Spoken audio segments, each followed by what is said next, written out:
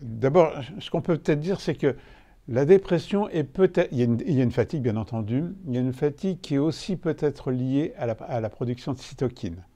Donc pour moi, la dépression est peut-être une maladie dans laquelle il y a un problème d'inflammation. Et un certain nombre de psychiatres commencent à penser qu'effectivement, il y a quelque chose.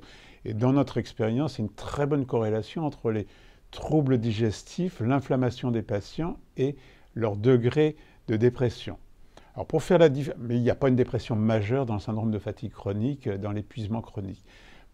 La manière la plus simple, c'est de poser la question, est-ce que pour vous c'est plus simple, est-ce que vous êtes fatigué avant de partir faire une promenade, ou est-ce que c'est au bout de 500 mètres que vous êtes fatigué?